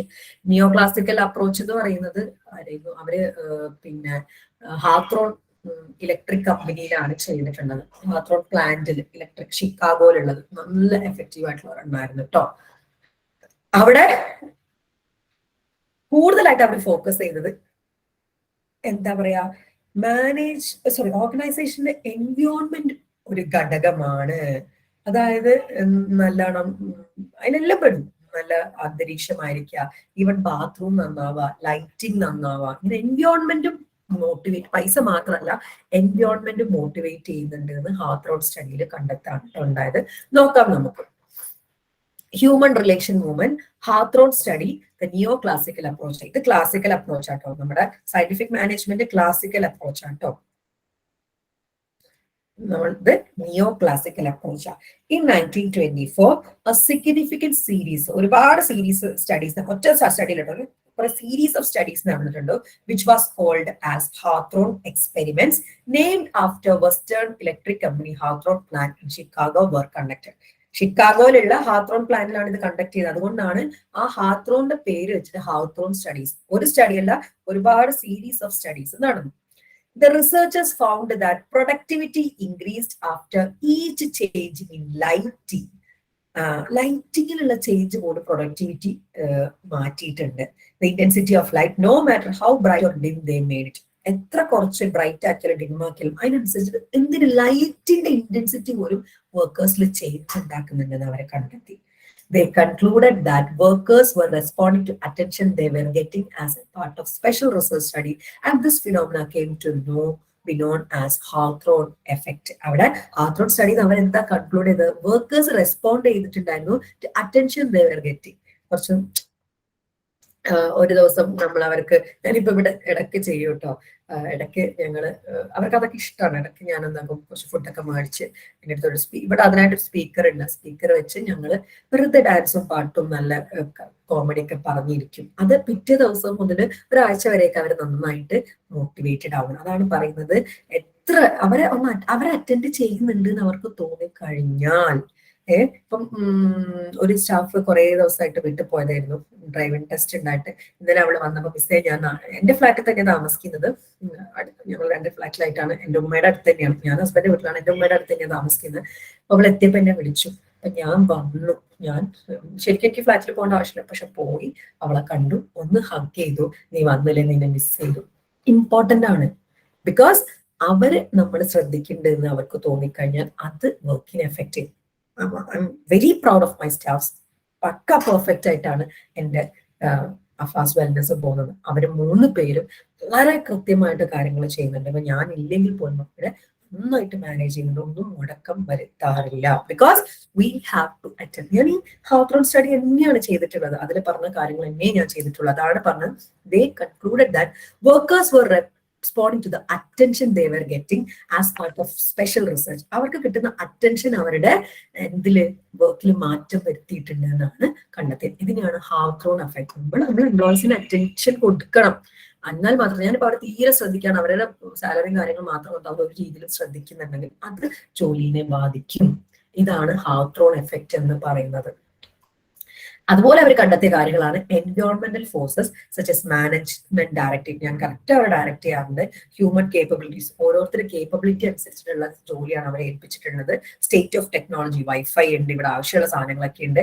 And economic consideration are influencing factors of employee performance. അതുപോലെ അവർക്ക് ആവശ്യമുള്ള വേതനം, ഇതൊക്കെ പെർഫോമൻസിനെ ബാധിക്കും. നോക്കിക്കേ, എന്താണ് അവരെ ഡയറക്റ്റ് ചെയ്യണം. അവരിവിടെ ഡിഗ്രി കഴിഞ്ഞവരാണ്, PGക്ക് പ്രിപ്പയർ ചെയ്യുന്നപ്പം അവർ അതിനനുസരിച്ച് ഡയറക്റ്റ് ചെയ്യണം. അതുപോലെ ഓരോരുത്തരുടെ കപ്പാസിറ്റി നോക്കിയിട്ടുള്ള ജോലികളാണ് അവരെ ഏൽപ്പിച്ചിട്ടുള്ളത് കൃത്യമായിട്ട്. അതുപോലെ തന്നെ സ്റ്റേറ്റ് ഓഫ് ടെക്നോളജി, അവർക്ക് ആവശ്യമായിട്ടുള്ള ടെക്നോളജി, വൈഫൈ, ലൈബ്രറി കാര്യങ്ങളൊക്കെ ഇവിടെ ഉണ്ട്. എക്കണോമിക് കൺസിഡറേഷൻ ഉണ്ട്, ഇതൊക്കെ പെർഫോമൻസ് കൂട്ടും. Okay, likewise human motivation, perception and job attitudes are influential as well as are being ignored at a management level. അതായത് ഹ്യൂമൻ മോട്ടിവേഷനും പെർസെപ്ഷനും ജോബ് ആറ്റിറ്റ്യൂഡും ഇൻഫ്ലുവൻഷ്യലും ആണ്, ഇഗ്നോർഡും ആണ്. ചിലത് ഇൻഫ്ലുവൻഷ്യൽ ആണ്, ചിലത് ഇഗ്നോർഡ് ആണ് മാനേജ്മെന്റ് ലെവലില്. ഓക്കെ, ഇതാണ് നമ്മുടെ ഹൗത്രോൺ അപ്രോച്ച് എന്ന് പറയുന്നത്. ഹൗത്രോൺ സ്റ്റഡി, ഒരു സീരീസ് ഓഫ് സ്റ്റഡി നമ്മുടെ ഹൗത്രോൺ ഇലക്ട്രിക് പ്ലാന്റ് നടന്നു ഷിക്കാഗോയില്. അവിടെ പ്രൊഡക്ടിവിറ്റി അവിടെ കണ്ടെത്തിയ കാലം ഈവൻ ലൈറ്റിന്റെ ഇന്റൻസിറ്റി പോലും ചേഞ്ചസ് ഉണ്ടായിരുന്നു. അതായത് നമ്മൾ കൊടുക്കുന്ന അറ്റൻഷൻ എന്താണ് ശരിക്കും പറഞ്ഞു കഴിഞ്ഞാൽ ഓർഗനൈസേഷനിലുള്ള എംപ്ലോയീസിന്റെ പിന്നെ പ്രൊഡക്ടിവിറ്റിയിൽ മാറ്റം വരുത്തുന്നുണ്ട്. അതുപോലെ കണ്ടെത്തിയ കാര്യമാണ് എൻവയോൺമെന്റൽ ഫോഴ്സസ്. അതായത് മാനേജ്മെന്റ് ഡയറക്ടീവ്നെസ്, കപ്പാസിറ്റി അനുസരിച്ചുള്ള ജോബ്, ടെക്നോളജി, എക്കണോമിക് കൺസിഡറേഷൻ ഒക്കെ പെർഫോമൻസ് കൂട്ടുന്നുണ്ട്. ഇതാണ് ഹ്യൂമൻ റിലേഷൻ മൂവ്മെന്റ് അല്ലെങ്കിൽ ഹൗത്രോൺ സ്റ്റഡീസ് കണ്ടെത്തി. ഓക്കെ ആണോ?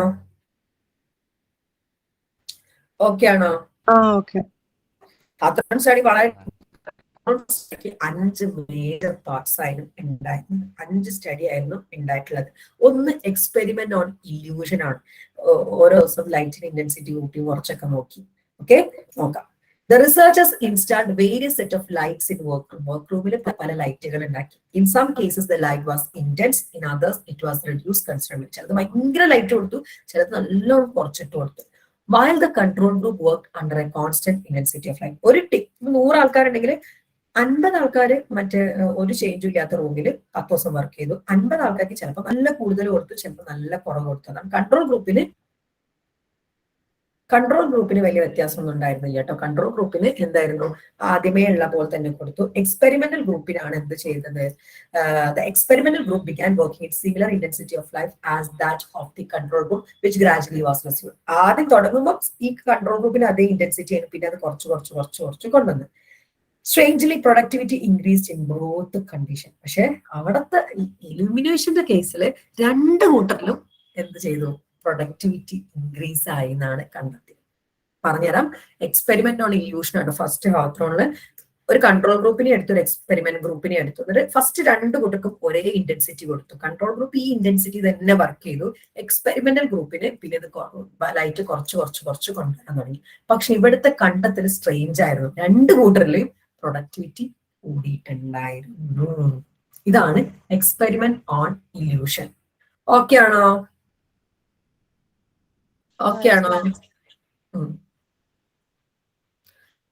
പിന്നെ അടുത്തതാണ് റിലേ അസംബ്ലി ടെസ്റ്റ് റൂം. അടുത്ത എക്സ്പെരിമെന്റ് ആട്ടോ. ഇവിടെ എന്താണ് റെസ്റ്റ് പോസ്, അതുപോലെ റെസ്റ്റ് പോസ് ചെയ്യിപ്പിക്കുക, റെസ്റ്റ് ചെയ്യുന്നത് പോസ് ചെയ്യിപ്പിക്കുക, വേണ്ടാന്നാക്കുക.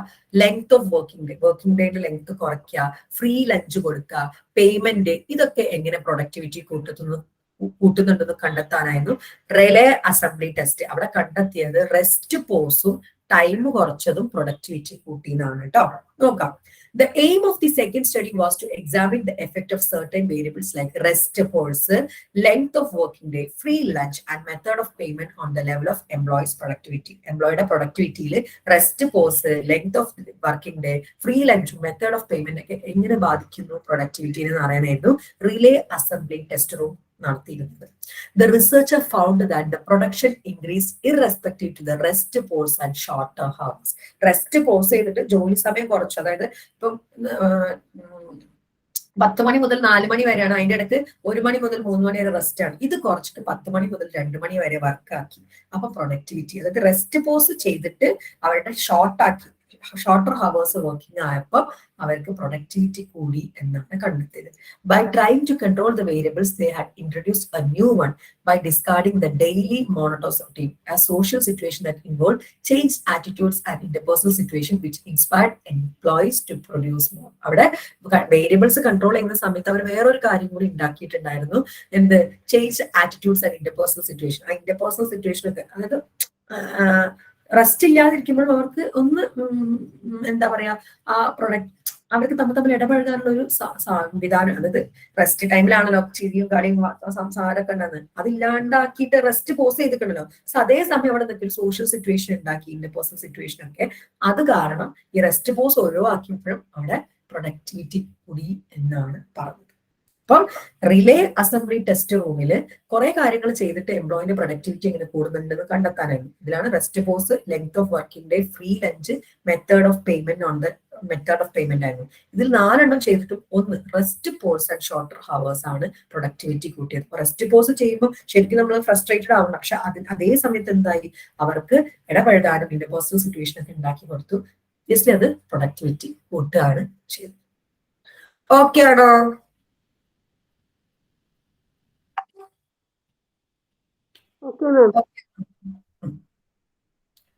അടുത്തതാണ് മാസ് ഇന്റർവ്യൂയിങ് പ്രോഗ്രാം. ഒരു മാസ് ഇന്റർവ്യൂയിങ് പ്രോഗ്രാം നടത്തി. അത് മാനേജേഴ്സ് ആയിരുന്നു, പിന്നെ സൂപ്പർവൈസേഴ്സ് ആണ് അത് കണ്ടക്ട് ചെയ്തത്. അവർക്ക് വർക്കിംഗ് കണ്ടീഷനോടും സൂപ്പർവിഷനോടും ജോബിനോടൊക്കെയുള്ള ആറ്റിറ്റ്യൂഡ് എന്താണ് വർക്കേഴ്സിന്റെ എന്ന് അറിയാൻ വേണ്ടിയിട്ടായിരുന്നു കേട്ടോ. നോക്കാം നമുക്ക്. An interviewing program was launched and supervisors were chosen to conduct the interviews in order to gain information about workers' attitude toward working conditions, supervision and job. അവരെ സൂപ്പർവൈസേഴ്സ് ആണ് ഇന്റർവ്യൂ ചെയ്തത്. എന്താണ്? ജോബിനെ പറ്റിയുള്ള ആറ്റിറ്റ്യൂഡ്, വർക്കിംഗ് കണ്ടീഷനെ പറ്റിയിട്ടുള്ള attitude, supervision and ജോബിനെ പറ്റിയുള്ള attitude ഒക്കെ ചോദിക്കുന്ന രീതിയിൽ ഒരു ഇന്റർവ്യൂ കണ്ടക്ട് ചെയ്തു. It was found that employees were psychologically benefited, felt important as a result of being interviewed. ഒരു സൈക്കോളജിക്കൽ ബെനിഫിറ്റ് ഉണ്ടായിരുന്നു. അതായത് ഞങ്ങളുടെ കാര്യങ്ങളൊക്കെ ചോദിക്കാൻ ആരെങ്കിലും ഉണ്ട് എന്നൊക്കെ കണ്ടപ്പം അതും പ്രൊഡക്ടിവിറ്റി കൂട്ടിയിട്ടുണ്ടായിരുന്നു. പക്ഷേ it was also found that employees react differently to the same surroundings. ഒരു സറൗണ്ടിങ്ങിനെ പറ്റി തന്നെ പലരും പല അഭിപ്രായമാണ്. ചിലർക്ക് നമ്മൾ ഇവിടെ പൊട്ടയാണ്, ചിലർക്ക് ഇവിടെ അടിപൊളിയാണ്. എന്നിരുന്നാലും എല്ലാവരോടും ചോദിച്ചു എന്നുള്ളത് അവർക്ക് ഫെൽറ്റ് ഇമ്പോർട്ടൻറ്റ്. അവര് ഫെൽറ്റ് ചെയ്തു, ഞാനിവിടെ ഇമ്പോർട്ടൻ്റ് ആയിട്ടുള്ള എന്നെ ഇന്റർവ്യൂ ചെയ്ത് എന്നെ ഫീഡ്ബാക്ക് എടുത്തെന്ന് തോന്നി. പക്ഷെ പലരും പല അഭിപ്രായങ്ങളായിരുന്നു പറഞ്ഞിട്ടുള്ളത്. ഇതാണ് മാസ് ഇന്റർവ്യൂയിങ് പ്രോഗ്രാം. അതായത് സൂപ്പർവൈസേഴ്സ് ആയിരുന്നു ഇത് കണ്ടക്ട് ചെയ്യാൻ ചൂസ് ചെയ്തത്. സൂപ്പർവൈസറോട് അവിടുത്തെ എംപ്ലോയീസിനെ പറ്റിയിട്ട് അവർക്കുള്ള ജോബിനോടുള്ള ആറ്റിറ്റ്യൂഡ്, വർക്കിംഗ് കണ്ടീഷനോടുള്ള ആറ്റിറ്റ്യൂഡ്, സൂപ്പർവിഷനോടുള്ള ആറ്റിറ്റ്യൂഡ് ചോദിച്ചറിയാനാണ് പറഞ്ഞത്. ഭയങ്കര എഫക്റ്റീവ് ആയി. കാരണം വർക്കേഴ്സിന് തോന്നി എന്നോട് ഫീഡ്ബാക്ക് ചോദിക്കാൻ ആരെങ്കിലും ഒക്കെ ഉണ്ടല്ലോ, ഞാനൊരു ഇമ്പോർട്ടന്റ് പേഴ്സൺ ആയതുകൊണ്ടാണല്ലോ എന്നുള്ളത് തോന്നി. പക്ഷെ പലരും പല അഭിപ്രായങ്ങളായിരുന്നു സെയിം സറൗണ്ടിങ്സിനെ പറ്റി പറഞ്ഞിട്ടുണ്ടായിരുന്നു. ഇതാണ് mass interview programme third one. Okay ആണോ?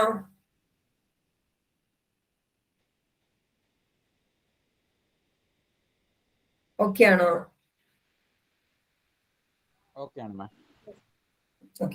അടുത്തതാണ് ബാങ്ക് വയറിംഗ് ഒബ്സർവേഷൻ റൂം. ഇത് 4th സ്റ്റഡി ആയിരുന്നു കേട്ടോ. സീരീസ് ഓഫ് സ്റ്റഡി ആണല്ലോ, അതിൽ 4th വൺ ആണ് ബാങ്ക് വയറിംഗ് ഒബ്സർവേഷൻ റൂം. അതായത് സോഷ്യൽ ഗ്രൂപ്പിനെ പറ്റിയിട്ടുള്ള സ്റ്റഡിയാണ്.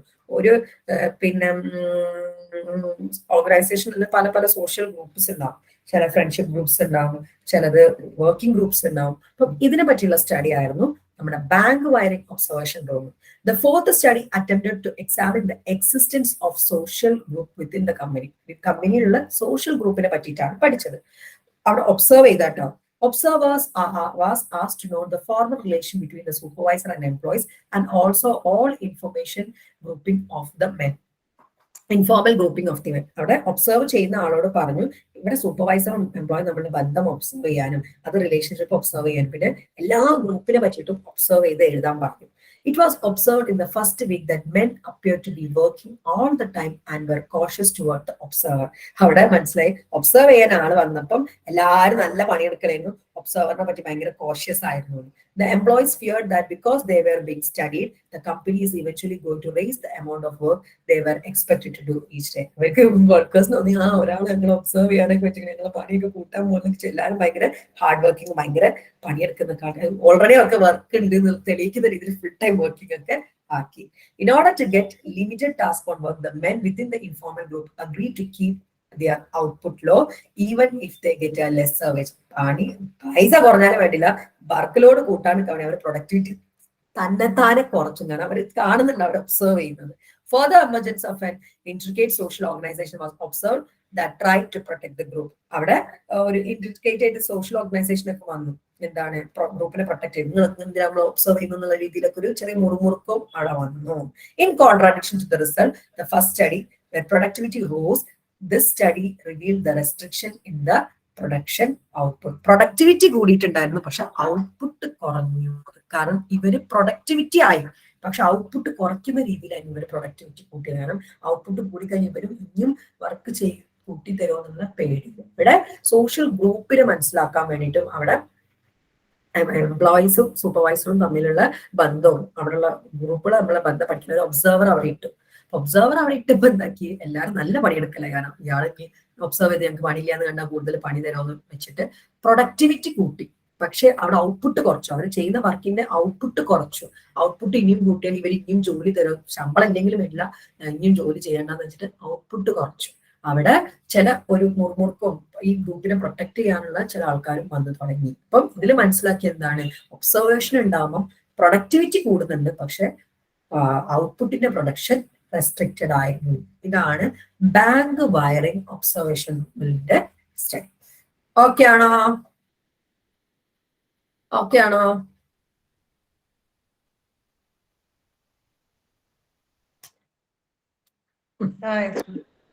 ഇനി ലാസ്റ്റ് സ്റ്റഡി പേഴ്സണൽ കൗൺസിലിംഗ് ആയിരുന്നു. അതായത് ഒരു എംപ്ലോയിയുടെ പ്രശ്നങ്ങൾ മനസ്സിലാക്കാനായിരുന്നു ആദ്യത്തത്. രണ്ടാമത്തത് അവിടെ എങ്ങനെ ഒരു കമ്പനിയിലെ കമ്മ്യൂണിക്കേഷൻ തമ്മിലുള്ള കമ്മ്യൂണിക്കേഷൻ എങ്ങനെ കൂട്ടാം, ഇതിന് വേണ്ടിയിട്ടായിരുന്നു പേഴ്സണൽ കൗൺസിലിംഗ് സ്റ്റഡി നടന്നിട്ടുണ്ടായിരുന്നത്. ദിസ് സ്റ്റഡി എയിംഡ് രണ്ട് ഒബ്ജക്റ്റീവ് ആണ്. First, diagnose the problem of employees and work with supervisors on their method of supervision. അതായത് ഫസ്റ്റ് എന്ന് പറയുന്നത് ഫസ്റ്റ് എന്തെങ്കിലും പ്രശ്നങ്ങൾ ഉണ്ടോ എംപ്ലോയീസിൽ, അതുപോലെ തന്നെ സൂപ്പർവിഷൻ മെത്തേഡിന് അവർക്ക് എന്തെങ്കിലും പ്രശ്നമുണ്ടോ, അവരെ സൂപ്പർവൈസ് ചെയ്യുന്നെങ്കിൽ എന്തെങ്കിലും പ്രശ്നം ഉണ്ടോ എന്ന് കണ്ടെത്താൻ വേണ്ടിയിട്ടായിരുന്നു ഫസ്റ്റ് ഒബ്ജക്റ്റീവ് പേഴ്സണൽ കൗൺസിലിംഗിൽ. Second was improve the method of communication with company. കമ്പനിയുമായിട്ടുള്ള കമ്മ്യൂണിക്കേഷൻ എങ്ങനെ ഇംപ്രൂവ് ആക്കാം എന്നതിന് വേണ്ടിയിട്ടായിരുന്നു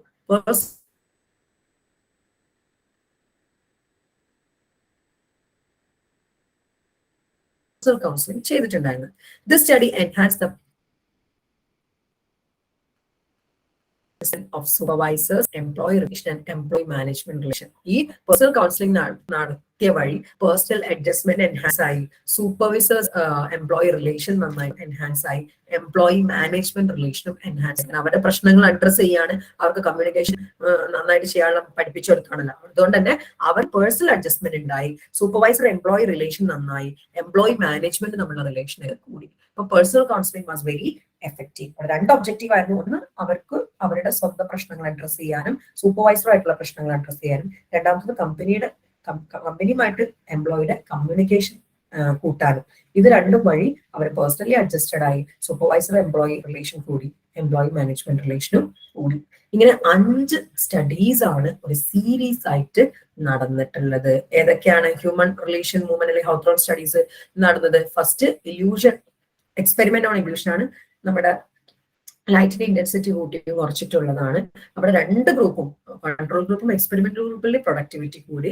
രണ്ടാമത്തെ reliability on the test room ആണ്. ചില കണ്ടീഷൻസ്, അതായത് rest pores, length of working day, free lunch കൊടുത്തു. അവിടെ റെസ്റ്റ് പോഴ്സ് കാരണം പ്രൊഡക്ടിവിറ്റി കൂടി എന്നാണ്. പിന്നെ മാസ് ഇന്റർവ്യൂയിങ് പ്രോഗ്രാം ഉണ്ട്. സൂപ്പർവൈസേഴ്സിനോട് ഇന്റർവ്യൂ ചെയ്യാൻ പറഞ്ഞ ഓരോ എംപ്ലോയിനെ അവരുടെ വർക്കിംഗ് കണ്ടീഷനും സൂപ്പർവിഷനെയും ജോബിനെയൊക്കെയുള്ള അവരുടെ ആറ്റിറ്റ്യൂഡ് മനസ്സിലാക്കാൻ അവിടെ പ്രൊഡക്ടിവിറ്റി നന്നായിട്ട് കൊടുക്കും. ബിക്കോസ് എന്താണ്, വർക്കേഴ്സിന് ഫീൽ ചെയ്തു അവരെന്തോ ഇമ്പോർട്ടന്റ് ആണ്, അതുകൊണ്ടാണ് നമ്മളോട് ഫീഡ്ബാക്ക് ഒക്കെ ചോദിക്കുന്നത്. 4മത്തത് ബാങ്ക് വയറിംഗ് ഒബ്സർവേഷൻ ആണ്. ഒബ്സർവ് ചെയ്യാൻ ഇട്ടു. അവിടുത്തെ റിലേഷൻഷിപ്പ്, ഗ്രൂപ്പ് റിലേഷൻഷിപ്പ് ഒബ്സർവ് ചെയ്യാനാണ് ഇട്ടതെങ്കിലും അഡ്വേഴ്സ് എഫക്റ്റ് ആണ് ഉണ്ടായത്. പ്രൊഡക്ടിവിറ്റി കൂടി, പക്ഷെ അവിടെ റെസ്ട്രിക്ഷൻ വന്നു ഔട്ട്പുട്ടില്. 5മത്തെ പേഴ്സണൽ കൗൺസിലിംഗ് ആണ്. എംപ്ലോയീസിന്റെ പിന്നെ പ്രോബ്ലംസ് ഡയഗ്നോസ് ചെയ്യാനും അതുപോലെ സൂപ്പർവിഷനോടുള്ള പ്രശ്നങ്ങളൊക്കെ മനസ്സിലാക്കാനായിരുന്നു 1മത്തത്. 2മത്തെ ഒബ്ജക്റ്റീവ് കമ്മ്യൂണിക്കേഷൻ കൂട്ടാം. നല്ല എഫക്റ്റീവ് ആയിരുന്നു personal counselling. Personal adjustment enhance ചെയ്തു, സൂപ്പർവൈസർ എംപ്ലോയി റിലേഷൻ എൻഹാൻസ് ചെയ്തു, എംപ്ലോയി മാനേജ്മെന്റ് റിലേഷനും എൻഹാൻസ് ചെയ്തു. ഇങ്ങനെ 5 സ്റ്റഡിയാണ് ഹാത്രോൺ ഇലക്ട്രിക് പ്ലാനിൽ നടന്നത്. ഏതൊക്കെയാണ്? Experiment on illusion, relay assembly test room, mass interviewing programme, bank wiring observation room, last personal counselling. Okay ആണോ? ഓക്കെ ആണോ?